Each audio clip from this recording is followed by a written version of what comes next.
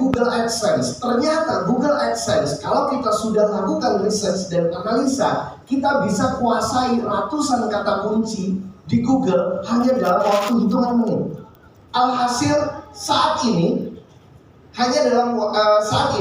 saya dipercaya sama 4 kementerian. Saya dipercaya oleh Kementerian Desa mensukseskan salah satu program reformasi birokrasi Bapak Presiden, yaitu program knowledge sharing.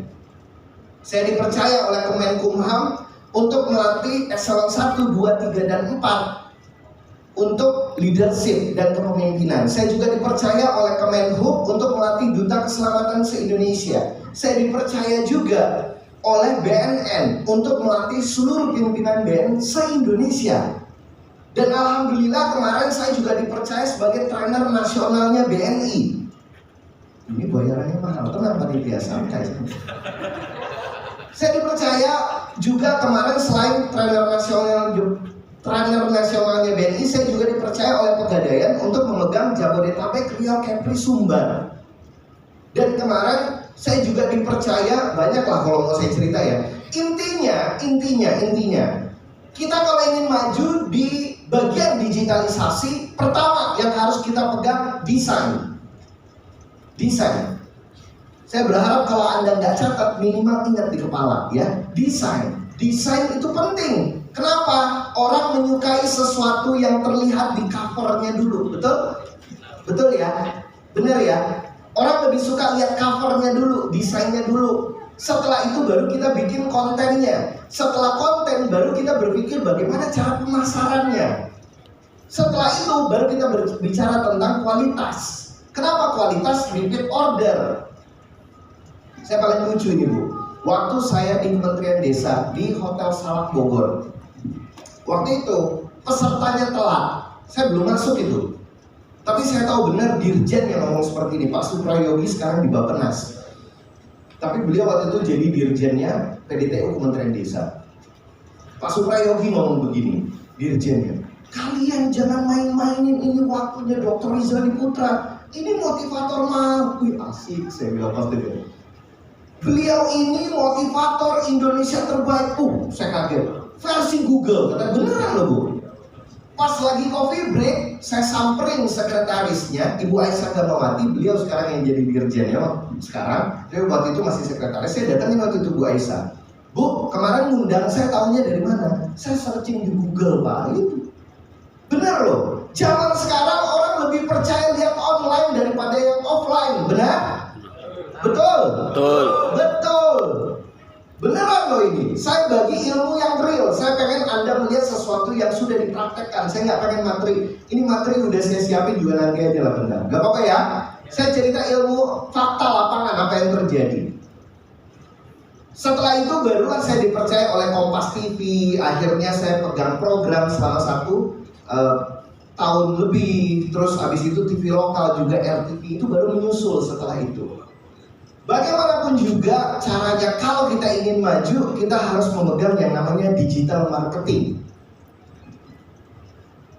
Karena sawit di Kampar, itu investornya bukan hanya dari Kampar, betul? Betul. Bukan hanya dari Kampar, pemainnya mungkin ada di Pekanbaru, pemainnya mungkin ada di Rohul, mungkin ada di Rohil, investasinya di Kampar. Betul ya? Bagaimana caranya kita bisa menyedot investor yang bukan berada di kawasan kita? Gak mungkin kita pergi ke kota lain terus sebarin brosur, mungkin nggak? Gak mungkin, nggak, capek, betul? Yes. Di dalam marketing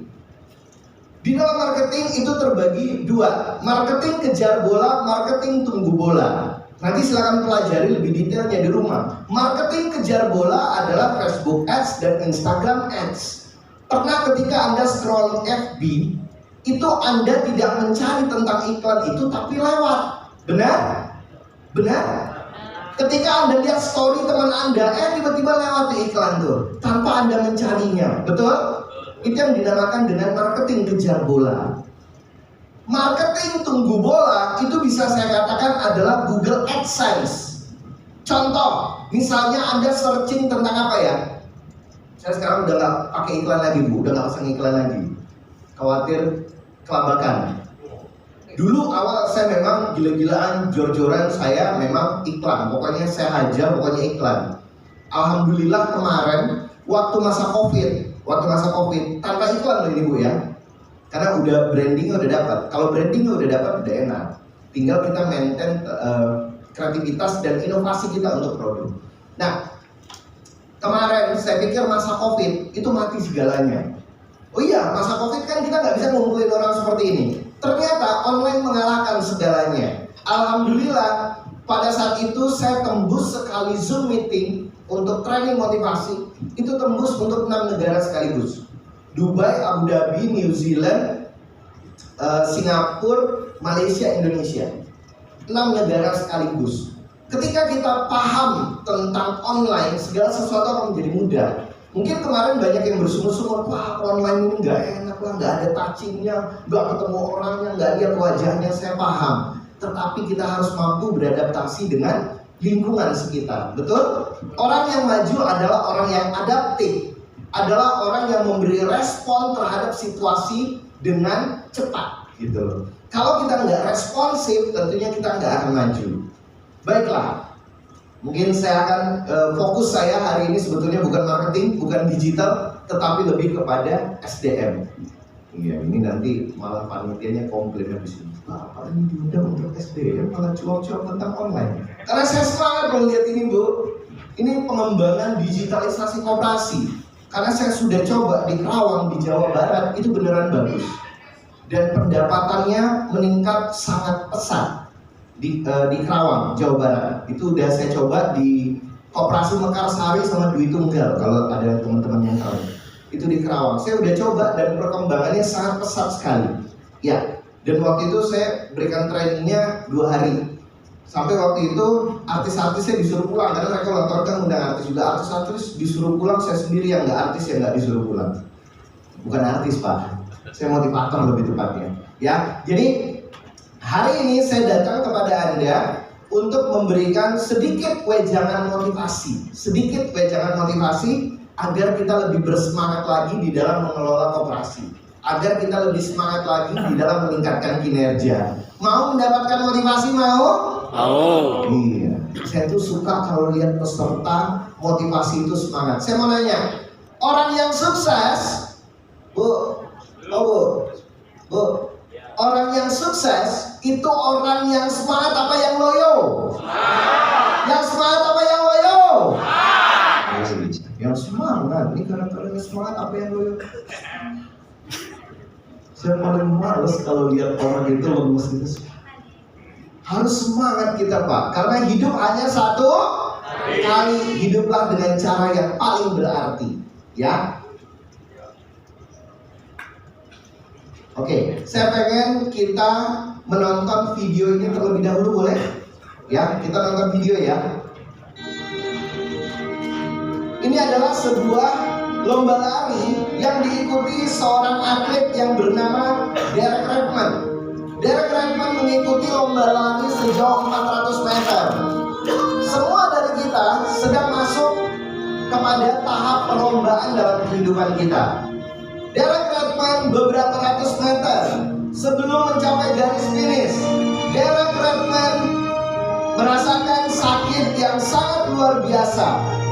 Derek Redmond mengalami sakit yang sangat luar biasa di bagian paha atasnya sebelah kanan yang menyebabkan dia terjatuh dan tidak bisa meneruskan perlombaan. Pertanyaannya, apakah Derek Redmond berkeluh kesah?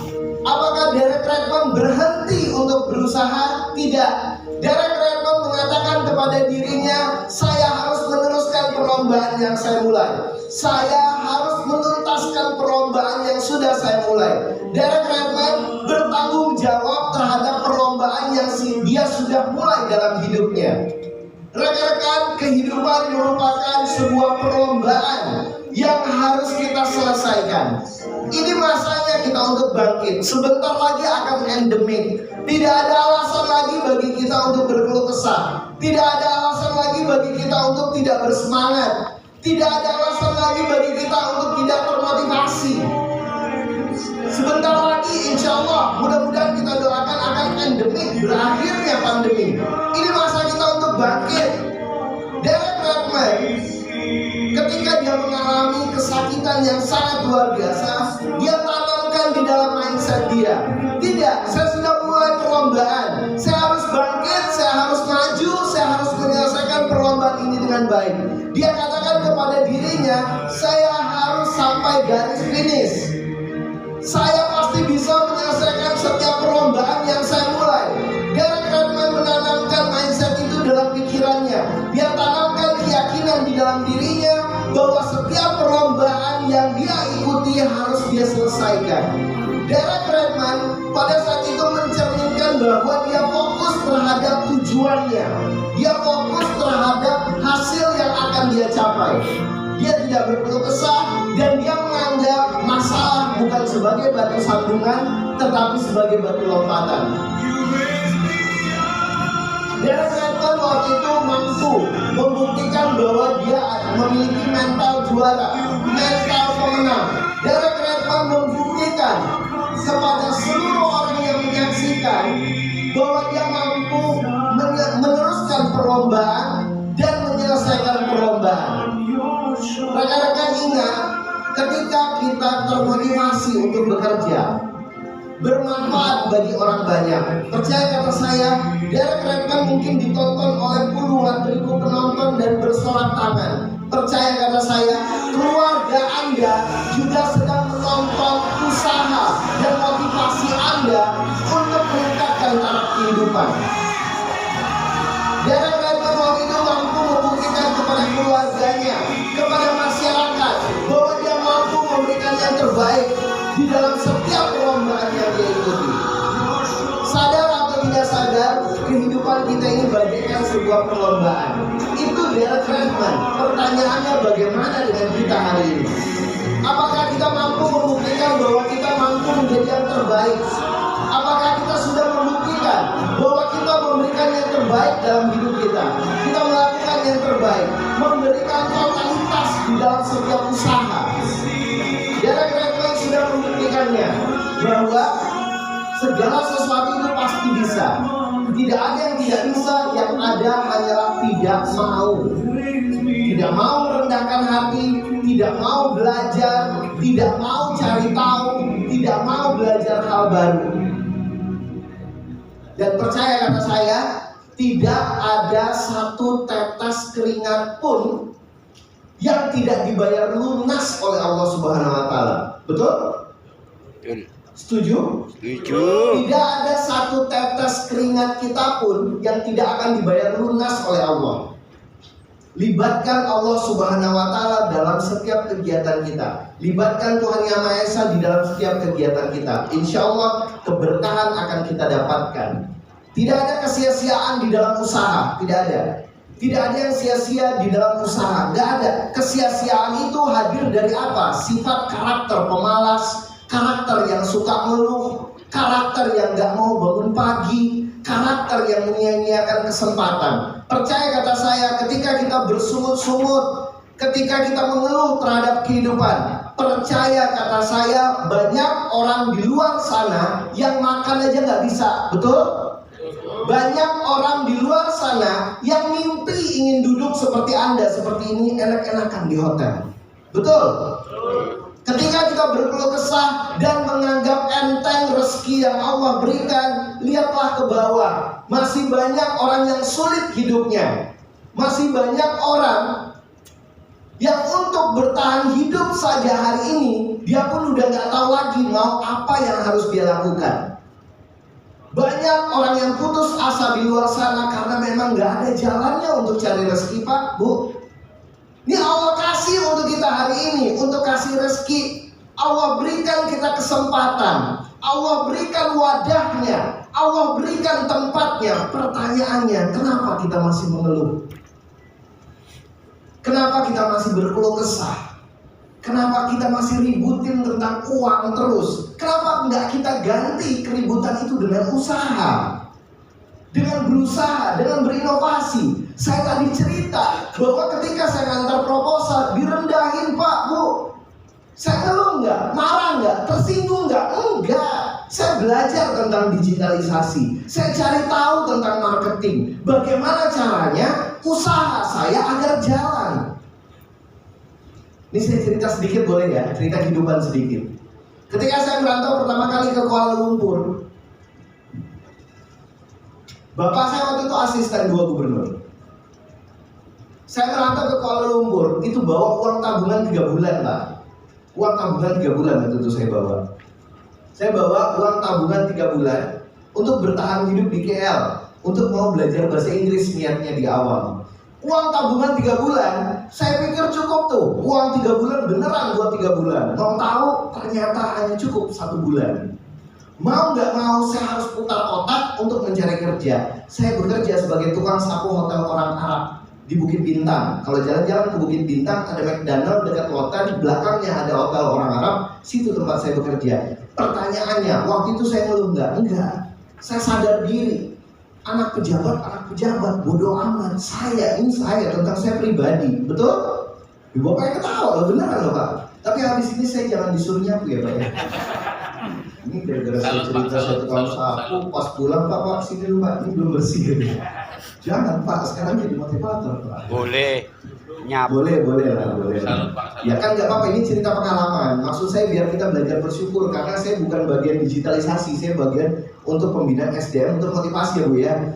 Jadi biar nggak diusir panitia ya, saya harus tahu diri. Jadi saya waktu itu jadi tukang sapu hotel di hotel orang Arab. Saya berasa sekali yang namanya dipanggil Maindon. Maindon ini belum bersih, nggak apa-apa Pak.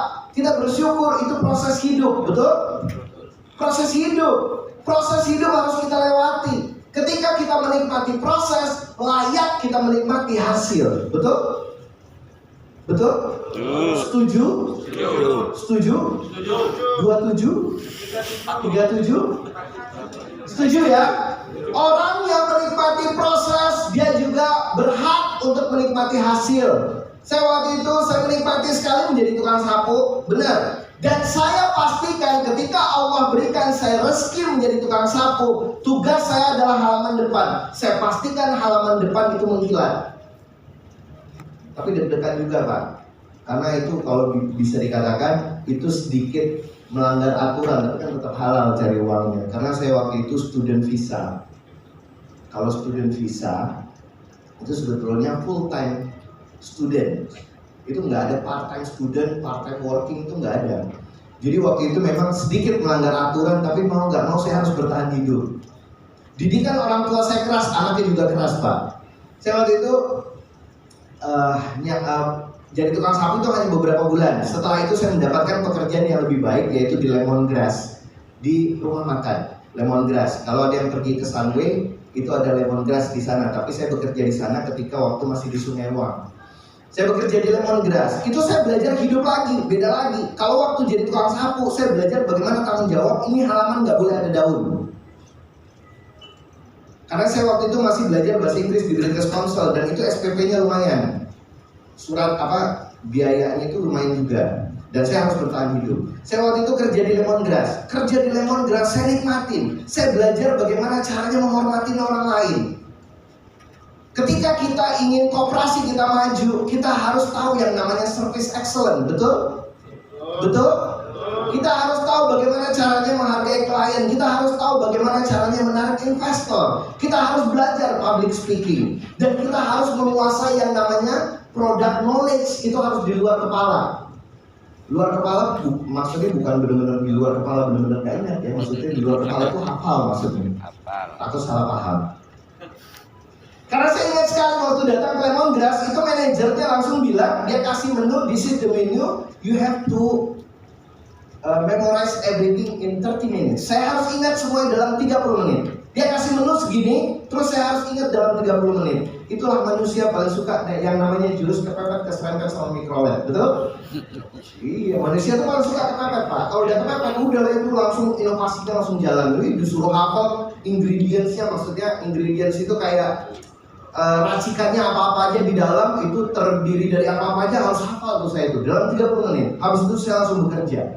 Tetapi saya menikmati proses. Saya pikir ya Allah, ini berarti Allah sedang memberikan saya sebuah ujian untuk saya belajar bagaimana caranya berbicara yang santun dengan orang. Saya belajar bagaimana caranya menundukkan badan, bagaimana caranya tersenyum. Ya, kita kan kooperasi kan bukan hanya bercerita tentang produk, tapi kita juga bercerita tentang pelayanan, betul? Setuju ya?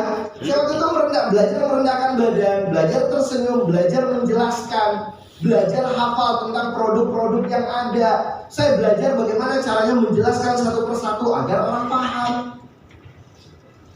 Dan sampai-sampai saya orangnya berinovasi. Kalau saya lihat Lemongrass, restoran tempat saya bekerja, tidak terlalu rame, saya inisiatif, Pak. Saya bukan ngeluh, wah memang nih perusahaan kita nggak rame nih, kliennya kurang nih. Saya nggak bakal ngeluh, saya malah pergi ke eskalator tingkat yang berikutnya, saya yang promosiin di situ. Itu inisiatif loh, nggak disuruh sama manajernya.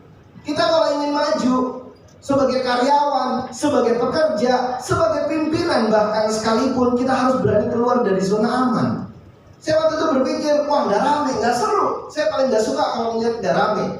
Saya keluar, saya pergi ke eskalator, saya tawarin tuh di brosur-brosur makanan agar orang mau datang ke restoran saya. Saya tahu diri saya makan gaji di situ. Saya pastikan perusahaan tempat saya makan gaji itu harus maju perusahaannya. Ada ruginya kalau kita bikin perusahaan tempat kita bekerja maju? Ada ruginya? Gak ada. Justru kita dapat berkahnya. Karena yang saya cari bukan hanya gaji, yang saya cari juga keberkahan di dalam uang yang saya dapatkan. Bisa mengerti maksud saya ya? Ya. Waktu itu setelah saya bekerja di Lemongrass, alhamdulillah kadar Allah, saya mendapatkan kesempatan untuk menjadi karyawan di Saya Sendirian Berhad. Saya waktu itu menjadi karyawan di sana. Saya mulai belajar lagi tuh bagaimana caranya untuk masuk ke level karyawan kantoran. Saya belajar bagaimana caranya berkomunikasi dengan orang kantoran. Karena kan biasanya jadi tukang sapu kan beda cara komunikasinya. Pas jadi pelayan restoran beda lagi ya kan? Ya berharap banyak dapat tips ya. Pas dapat tips langsung sawer, langsung bagi-bagi. Begitu ya, beda lagi. Nah pas jadi karyawan bakal bisa kayak gitu lagi kayak saya nikmatin tuh prosesnya. Saya jadi karyawan. Setelah saya jadi karyawan, saya belajar bahwa di dalam menjadi karyawan kita harus perform, kita harus memberikan yang terbaik. Gak perlu ambil muka sama manusia. Ambil muka itu sama yang di atas. Ambil muka sama manusia percuma. Benar saya bilang. Saya ambil mukanya sama Allah. Saya waktu itu pastikan jam 9 mulai kerja, jam 8 saya udah rapi. Itu tipe saya. Disuruh tadi mengisi motivasi, jam berapa ya mengisi motivasi kata asisten saya jam 10 30 ya. 9.30 saya udah nyampe di sini. 9 ya, jam 9.30 udah nyampe di sini. Kenapa? Saya menghargai kesempatan yang Allah berikan.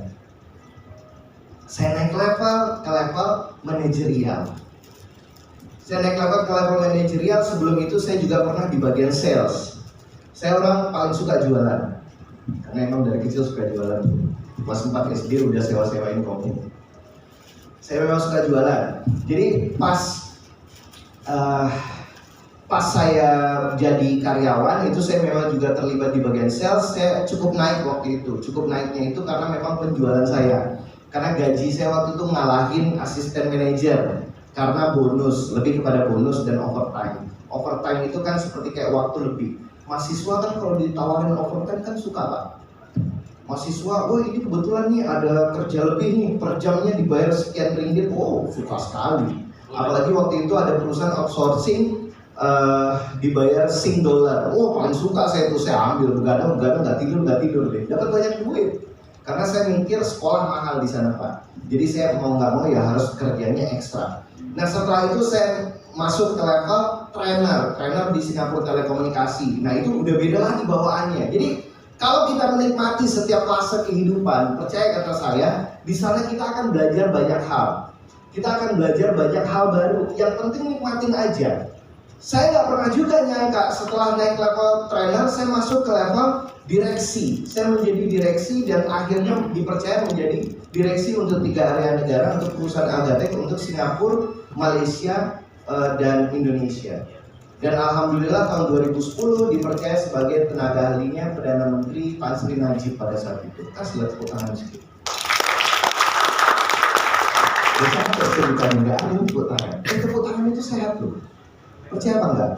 Sehat loh benar. Saya dinasihatin dokter itu untuk tepuk tangan. Itu ketika tepuk tangan seperti seperti ini, itu katanya dada kita kebuka ketutup, bukan kancing yang kebuka ya.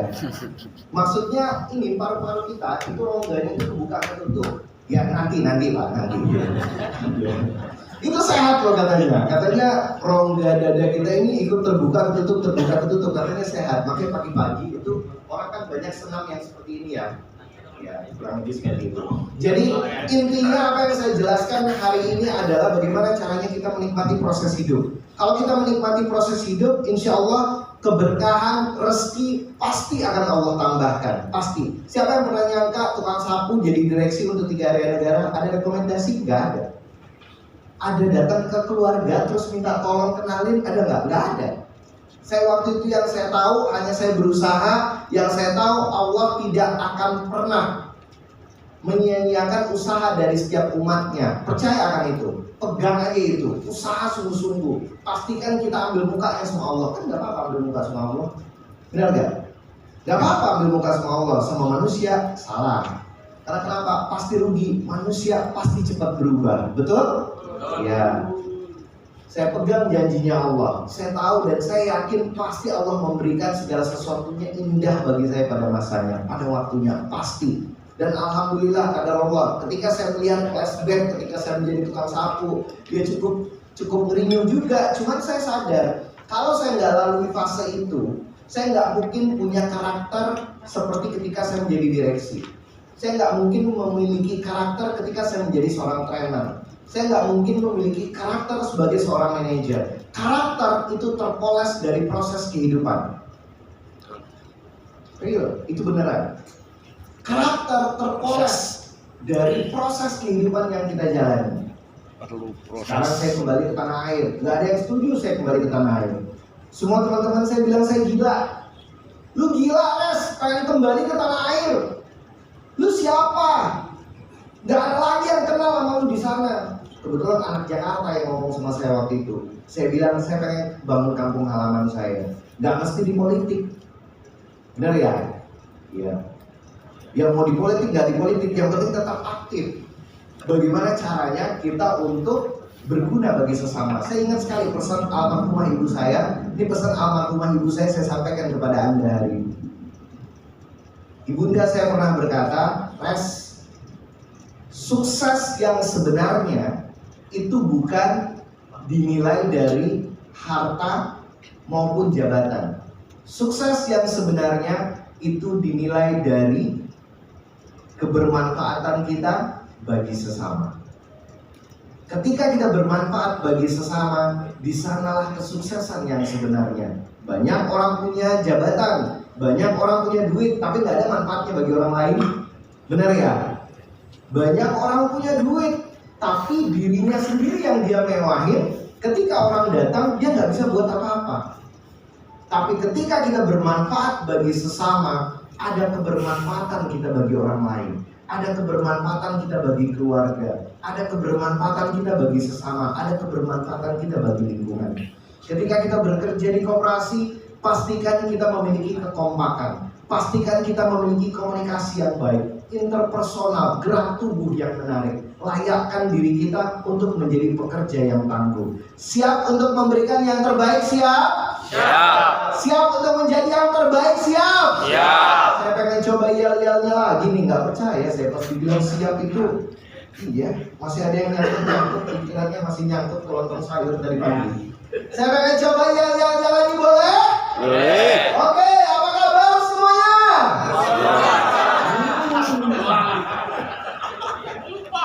Katanya mau maju, pas disuruh semangat. Apa kabar? Apa kabar? Ya, orang yang semangat dan mau maju itu tercermin dari gerak tubuhnya. Percaya gak tuh saya? Coba tadi pas dibilang, mari kita sambut Dr. Rizaldi Putra, terus saya jalannya kayak gini.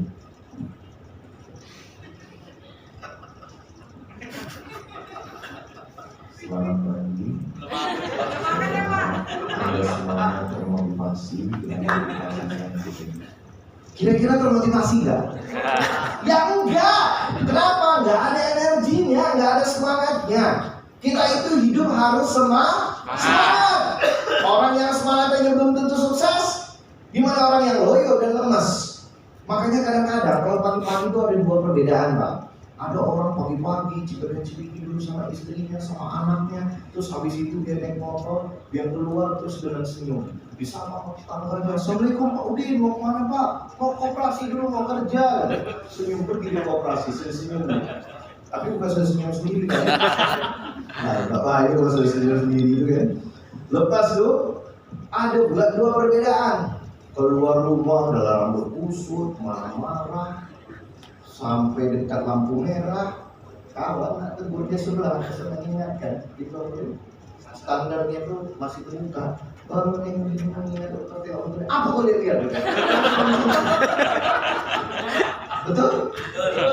Jadi banyak jenis orang. Nah, tinggal kita pilih kita mau jadi yang mana. Baru pagi-pagi dia nak makan orang. 5 meter habis itu aja jelapak sekali tidak. Rasanya kecil. Ada bagi tahu standarnya. Dimarahin lagi tidak dimakan muka gitu. Apa boleh lihat? Makanya pantaskan diri di pagi hari. Percaya kata saya. Ini rata-rata banyak yang nikah. Kalau tak percaya coba berkelahi laki bini baik-baik. Tes sekali. Tapi yang sesering. Tes yang betul sesering. Tes sesering. Sekali dia cuma tes. Cari keributan sedikit, cari pasal, kita tes. Ini kan survei. Jangan buat masalah besar, masalah kecil. Ya, masalah besar jadi kacau. Di tes betul dibawa masalah besar, jangan bawa masalah kecil. Tidak survei. Percaya kata saya, ketika kita memulai hari kita dengan hal yang buruk, percaya kata saya, satu harian itu akan menjadi hari yang buruk. Betul?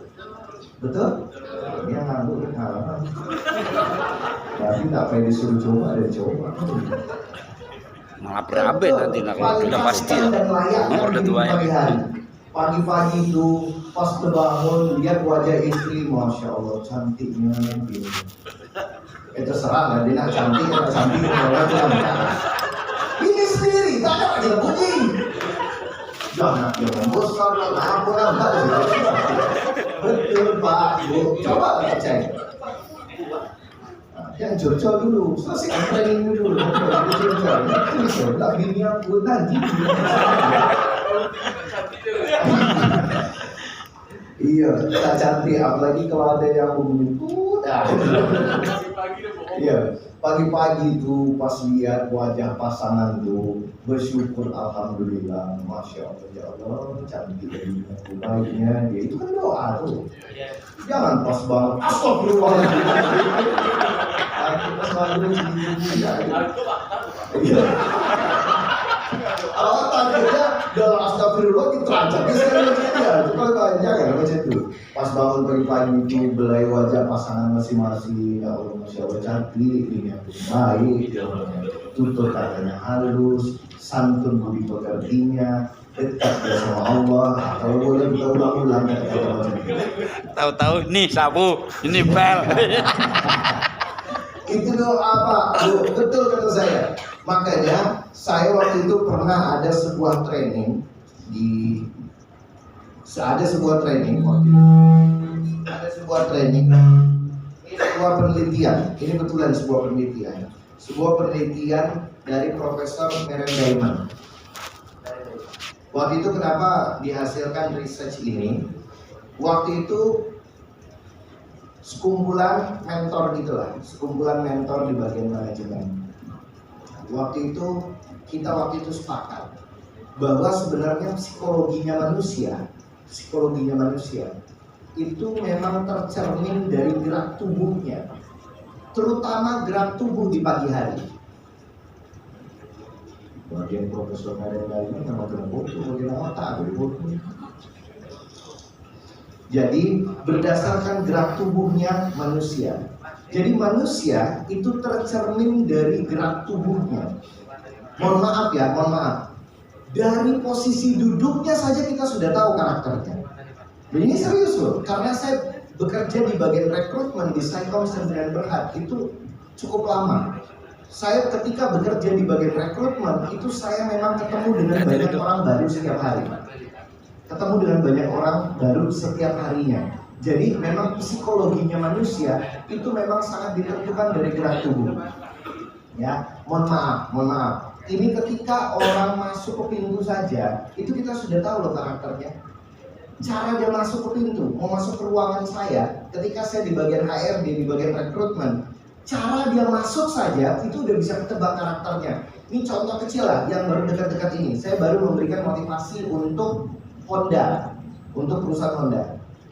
Saya waktu itu saya minta yang paling top sales sama yang paling penjualannya terendah.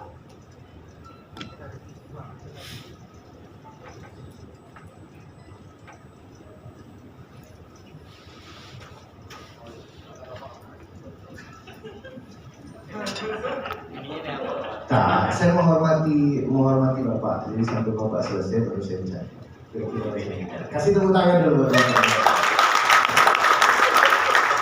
Ya, tak bergurau ya Pak ya. Jadi satu mana cerita. Gara-gara menghormati jadi lupa. Tomsel apa Tomsel? Tom and Jerry, bukan. Jadi waktu itu saya lagi jadi konsultannya Honda. Waktu itu saya minta untuk yang top sales dengan yang paling penjualannya paling rendah. Waktu itu saya minta 2 orang itu saja cukup, saya bilang. Setelah saya diskusi dengan tim panitia, saya minta waktu itu diskusi dengan yang paling tinggi salesnya penjualannya dengan yang paling rendah penjualannya. Saya minta mereka untuk personal coaching bersama-sama dengan saya dalam satu ruangan. Mau tahu ya perbedaannya antara yang penjualannya paling tinggi dan penjualannya paling rendah. Waktu itu yang penjualannya paling tinggi itu ketika dia masuk itu memang masya Allah sopannya luar biasa. Dia ketok dulu, selamat pagi Pak. Selamat pagi, silakan masuk. Baru dia buka pintunya. Pas dia masuk itu orangnya menarik sekali. Dia pintar sekali bagaimana caranya membuat dirinya sehingga menarik, sehingga punya nilai jual. Ini kita bercerita tentang marketing ya, nggak apa-apa ya. Dia memiliki ketertarikan dan senyuman yang sangat luar biasa. Selamat pagi Pak, ada yang bisa saya bantu? Dia kosakatanya menarik dan tampilannya juga menarik. Luarannya menarik, casingnya dan dalamnya juga menarik. Berarti otaknya dan kecerdasannya sudah terlihat dari kosakatanya. Wow, saya bilang, silakan duduk. Saya bilang, pas dia duduk, dia atur pola duduknya terlihat seperti orang yang sedang ingin membantu, bukan yang ingin dibantu. Karena dia mengerti ketika dia sedang bekerja, dia menjadi pelayan, bukan minta dilayani, tetapi ingin melayani.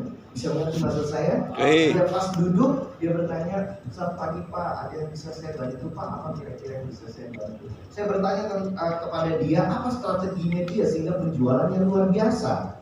Apa strateginya dia sehingga perusahaan mengandalkan penjualannya dia? Wow, dia jelaskan sama saya, menarik sekali. Dia presentasinya sangat clear, kosakatanya sangat clear, dan dia sangat menghargai saya pada saat itu. Dalam hati saya, kalau saya jadi customernya dia, saya pasti juga akan merasa dihargai. Karena begitu penghargaan dia kepada setiap orang yang dia jumpai, sehingga siapa saja yang ingin ke Honda pasti cari dia. Karena orang merasa dihargai. Betul? Manusia paling suka dihargai. Betul ya? Bahkan orang yang suka tidak menghargai orang lain pun minta dihargai. Benar ya? Kita paling suka minta dihargai sama orang itu, kita paling suka. Dan orang paling suka dihargai. Saya perhatikan cara dia menghargai saya, intonasinya, cara ngomongnya, dia merendahkan hatinya, luar biasa. Saya puas. Waktu itu saya bilang silakan, nanti saya minta kepada bapak ini untuk sini itu penjualannya. Mau tahu perbedaannya? Ini perbedaannya. Manusia yang kinerjanya lebih tinggi dan lebih rendah itu juga ditentukan dari sikapnya. Beneran? Pas dia masuk seperti ini, dia nggak ada ketok, dia nggak ada say hello, nggak ada assalamualaikum, nggak ada selamat pagi. Mau tahu nggak? Main masuk, duduk, langsung dia duduk. Apa yang bisa saya Pak? Apa yang mau ditanyakan? Dia langsung seperti itu. La ilaha illallah. Tak ada senyum, muku macam orang tak mandi. Dia langsung duduk, terus dia bilang apa yang mau ditanyakan. Dia berasa seolah-olah saya menginterogasi dia. Dan dia sudah merasa dia ini sedang ditanya-tanya tentang kelemahannya.